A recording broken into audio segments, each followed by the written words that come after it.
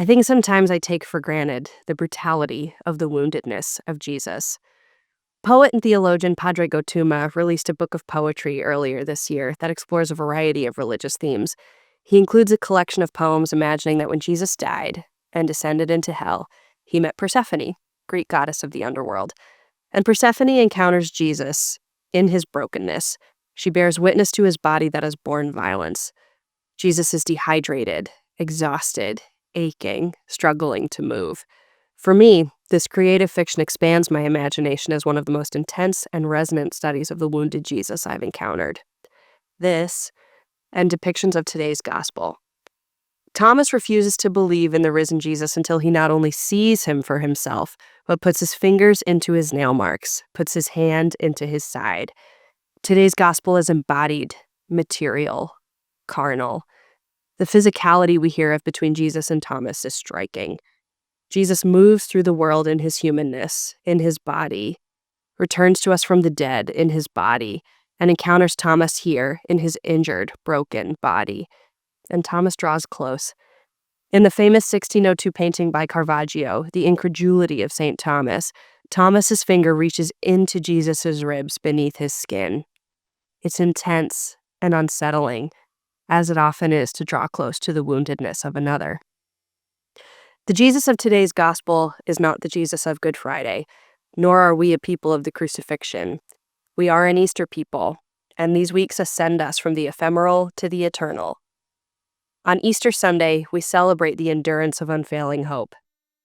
These celebrations continue, and yet, also, the wounds remain in this embodied encounter between Thomas and Jesus, and we find echoes of trauma, physical, emotional, and spiritual, that many of us know well. The calendar pages have turned on the chaos of Jesus' death and the immediate aftermath. We have held the breath of Holy Saturday, and here we are with Jesus among us, risen, alive, embodied. He brings his whole self to this rising, his body a memory keeper of the violence and humiliation he has endured. The joy of the resurrection eclipses, but cannot erase the reality of this suffering. This duality is the proving ground of our faith.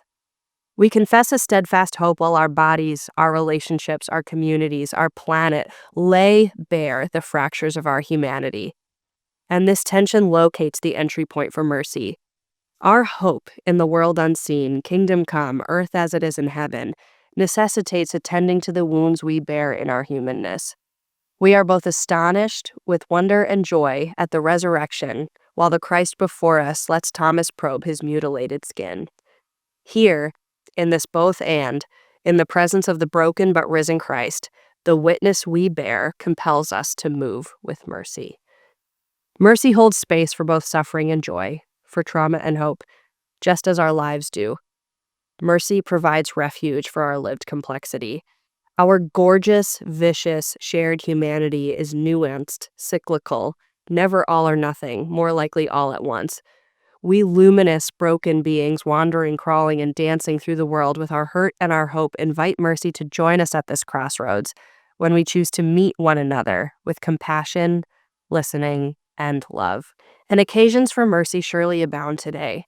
How can we source hope and not shy away from the scarred stories of migrants and refugees, of student visas revoked and voices silenced, of funding slashed, of rights denied, of chaos sown, of lives upended?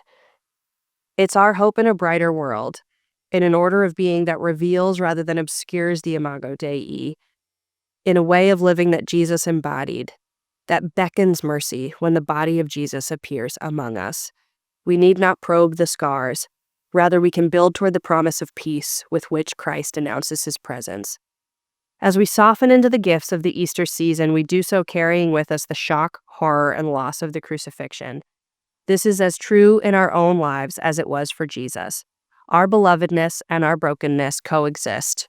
Our joy and our grief are housed together in the same body, as Mary Oliver writes. Catholic author and poet Brian Doyle brings this duality to life. Among his final essays is an imagined letter written to God, addressing God as coherent mercy. There's a lot to unpack in that address.